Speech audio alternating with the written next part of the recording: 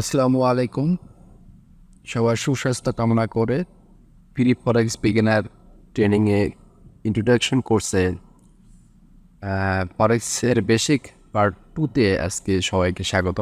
আজকে মূলত ফরেক্সের basic part নিয়ে আলোচনা করা হবে। বেসিক লেভেলের ভিডিওগুলো মূলত ছোটো বিষয়গুলো নিয়েই হবে, দেন আস্তে আস্তে এটার আরও গুরুত্বপূর্ণ বিষয়গুলো আসবে। তো আমার ভিডিওগুলো নিয়মিত দেখবেন এবং অবশ্যই লাইক, শেয়ার এবং সাবস্ক্রাইব করবেন। তো আপনাদের সুবিধার্থে মূলত আমার এই ট্রেনিং ভিডিওগুলো তৈরি করা, যাতে আপনারা অনেকে ভালো কিছু জানতে পারেন, শিখতে পারেন এবং ফরেক্স মার্কেট থেকে ভালো কিছু করতে পারেন। মূলত ফরেক্স ট্রেডিংটা আজকের যে বিষয়গুলো আলোচনা করা হবে, কারেন্সি কি, কারেন্সি স্যাম্বল কি, কারেন্সি পেয়ার এবং কারেন্সি পেয়ারগুলো কীভাবে কাজ করে, এই বিষয়গুলো সম্পর্কে একটু ধারণা দেওয়ার চেষ্টা করব। তো শুরু করা যাক মূল আলোচনায়। তো প্রথমে আমরা জানবো যে কারেন্সি কি। কারেন্সি মানে হলো মুদ্রা, সহজ কথা। প্রত্যেকটা দেশেরই নিজস্ব কারেন্সি থাকে, মুদ্রা থাকে। আপনি যে দেশে যান না কেন তার একটি নির্দিষ্ট মুদ্রা থাকবে, এটাই স্বাভাবিক। এবং ওই কারেন্সি, ওই দেশের অর্থনৈতিক অবস্থা সম্পর্কে আমরা কারেন্সির মাধ্যমে জানতে পারি যে এই কারেন্সিগুলোতে এই বর্তমানে ওই দেশের কারেন্সিগুলোর ভ্যালু কেমন, ও ওই দেশের কারেন্সি ট্রেডেবল কিনা, মানে আপনি ট্রেড করতে পারবেন কিনা, বা ট্রেড করলে আপনি কেমন প্রফিটেবল হতে পারবেন। এই বিষয়গুলো আপনাকে আগে থেকে জানতে হবে যদি আপনি কারেন্সি মার্কেটে ট্রেডিং করতেছেন। সো কারেন্সিতে ট্রেড করে আপনি প্রফিট করতে চান, তো সেক্ষেত্রে কারেন্সির বিষয়ে আপনাকে ভালো জানতে হবে। আর কারেন্সির মাধ্যমে যে পেয়ারে ট্রেড করবেন বা যে দেশের কারেন্সিতে ট্রেড করবেন, সেই কারেন্সিগুলার ভ্যালুগুলো আপনি জানতে পারবেন, তাদের রাজনৈতিক অর্থনৈতিক অবস্থাগুলো কেমন, সে বিষয়ে আপনাকে জানতে হবে। দেন আপনাকে ওই কারেন্সি সিলেকশন করতে হবে। সো কারেন্সি সিলেকশন একটা মোস্ট ইম্পর্টেন্ট। এই বিষয়গুলো নিয়ে আমরা পরবর্তীতে আলোচনা করব। তো প্রত্যেকটা দেশে যেহেতু কারেন্সি আছে, যেমন আমেরিকা বা ইউএসের কারেন্সি হচ্ছে ডলার বা ইউএসডি, গ্রেট ব্রিটেন বা ইউকের কারেন্সি হচ্ছে পাউন্ড বা জিবিপি, ইউরোপিয়ান জোনের কারেন্সি হচ্ছে ইউরো, এবং জাপানের কারেন্সি হচ্ছে জিপিওয়াই বা ইয়েন বা জিপিওয়াই। বাংলাদেশের কারেন্সি হচ্ছে টাকা বা বিডিটি।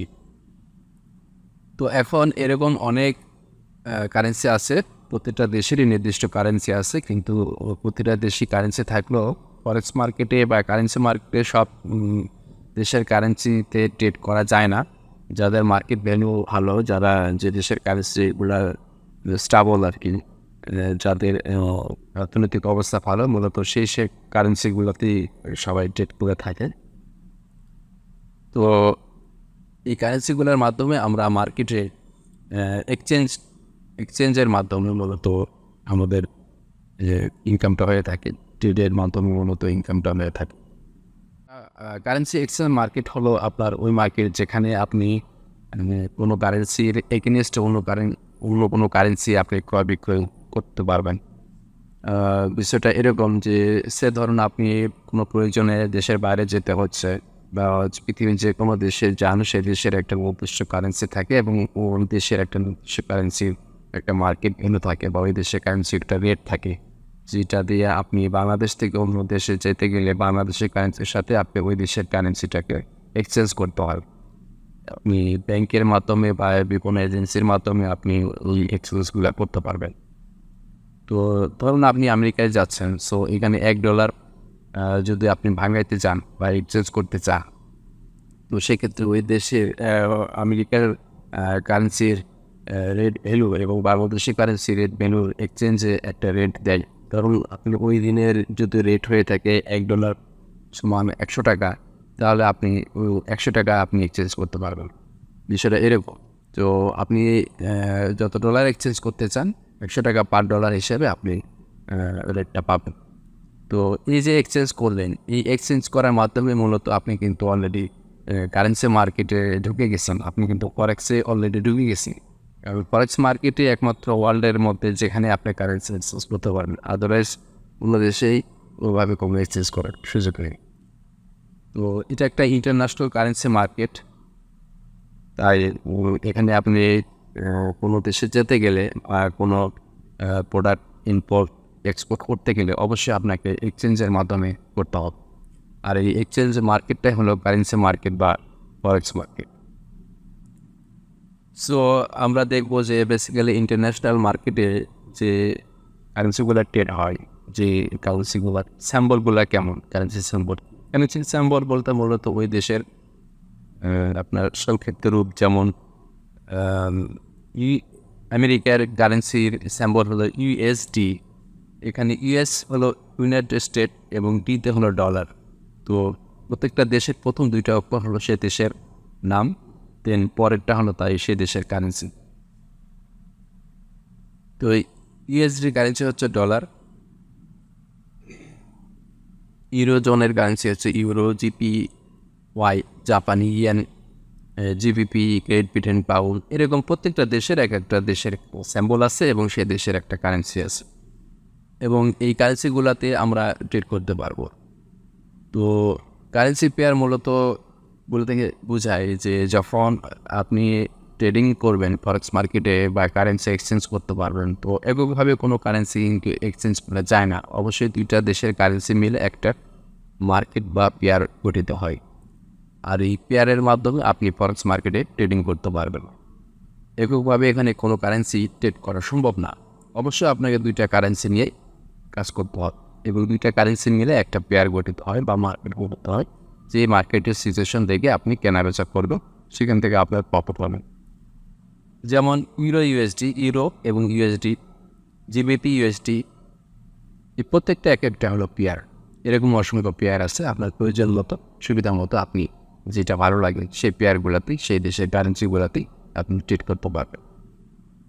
যেমন এখানে ইউরো ইউএসডি একটা মার্কেট চার্ট দেখা যাচ্ছে, যে এই চার্টের মাধ্যমে আমরা দেখতে পাচ্ছি ইউরো ইউএসডি মার্কেটের সিচুয়েশনটা কেমন আছে, এদের মার্কেটের মুভমেন্টটা কেমন আছে, এবং এই প্রত্যেকটা দেশের দুইটা কারেন্সি মিলে যেহেতু একটা পেয়ার হচ্ছে, সো এই দুইটা মিলে একটা কারেন্সি রেট হচ্ছে, প্রাইস ও থাকবে, যে প্রাইসটা আপনার প্রাইসের ভ্যালু দেখে আপনাকে ট্রেডিংগুলো করতে হবে, মার্কেটের স্ট্রাকচারগুলো বুঝে আপনাকে ট্রেডিং করতে হবে। এটা হলো ইউএসডি, এটা হলো ইউএসডি মার্কেট, ইউএসডি মার্কেটের একটা চার্ট। জিবিপি ইউএসডি মার্কেটের চার্ট, এটা হলো আপনার বিয়ার। গোল্ড ভার্সেস আমেরিকান ডলার, এটার একটা চার্ট। এরকম অসংখ্য চার্ট আছে প্রত্যেকটা দেশের কারেন্সি অনুপাতে, প্রত্যেকটা দেশের মার্কেটটা পেয়ার আছে। কারেন্সি পেয়ারগুলো কীভাবে কাজ করে মূলত? ইউরো, ধরুন আপনি ইউরো এবং ইউএসডি দুইটা কারেন্সি একটা পেয়ার। সো একটা হলো বেস কারেন্সি, একটা হলো কিংকিং কারেন্সি। তো ইউরো ইউএসডি যদি বায়ার হয়ে থাকে বা বাই করেন, তাহলে অটোমেটিকলি ইউএসডি আপনার সেলার হয়ে যাচ্ছে। তো একজন সেলার, একজন বায়ার, এটাই হলো মার্কেটের ক্রয় বিক্রয় করার মূল সিস্টেম। তো আপনি ইউরোতে যখন একটা প্রাইস থাকবে, এই প্রাইসের ভ্যালু অনুপাতে আপনি তো বাই করেন, দেখা যাচ্ছে ইউএসডির একটা প্রাইস থাকে, তো তার ভ্যালু অনুপাতে আপনাকে সেল করতে হচ্ছে। এখানে শুধু ডিফারেন্সটা কি, এখানে ইউরোর প্রাইসটা হচ্ছে 1.2030 এবং ইউএসডি প্রাইসটা হচ্ছে 1.2010। তার মানে 20 পিপস বা 20 পয়েন্টের একটা ব্যবধান, সেই ব্যবধানের মাধ্যমে আপনার প্রফিটগুলো হয়ে থাকবে। তো প্রত্যেকটা কারেন্সি পেয়ারে আপনার ট্রেডিং করতে গেলে দুইটা সিস্টেমে আপনি ক্রয় বিক্রয় করতে পারবেন। দুটো অপশন থাকে, একটা হলো বায়ের অপশন, সেল অপশন। সেল করার জন্য সেল একটা প্রাইস থাকবে, যে প্রাইসে আপনি সেল করতে পারবেন, আর একটা হলো বাই করার জন্য যে প্রাইসে আপনি বাই করতে। তো এখন কখন আপনি বাই করবেন বা কখন আপনি সেল করবেন, এটা ডিপেন্ডস করবে মার্কেট সিচুয়েশনের উপরে। আপনি মার্কেট অ্যানালাইসিস করার পরে যে সিদ্ধান্ত নেবেন যে মার্কেটে এখন সেল করব, তাহলে আপনি সেলার হিসাবে কাজ করতে হচ্ছেন। আর যদি মনে হয় এখন আপনি বাই করবো, তো তাহলে আপনি এখন বায়ার হিসাবে কাজ করতেছেন। তো মূলত বাই এবং সেল এই দুইটা সিস্টেমে কাজ করে ফরেক্স মার্কেটে বা কারেন্সি মার্কেটে লাভ লস হয়ে থাকে। সো মার্কেট প্রেডিকশন করাটা ভেরি ইম্পর্টেন্ট। আপনি যদি ভালো মার্কেট অ্যানালাইসিস করতে পারেন, মার্কেটের প্রেডিকশনটা যদি আপনার ভালো হয়, তাহলে ওভারঅলে আপনি অলওয়েজ প্রফিটে থাকবেন। তো মূলত আজকে এই বিষয়ে এত পর্যন্তই। নেক্সট ক্লাসে বা নেক্সট টপিকে আমরা পরবর্তীতে আরও আলোচনা করব অন্যান্য বিষয় নিয়ে। ততক্ষণ পর্যন্ত আপনার সবাই ভালো থাকবেন, আর আমার অবশ্যই সাবস্ক্রাইব করবেন। ভালো থাকবেন, লাইক এবং শেয়ার করবেন। সবার সুস্বাস্থ্য কামনা করে আজকে এ পর্যন্ত। ধন্যবাদ সবাইকে।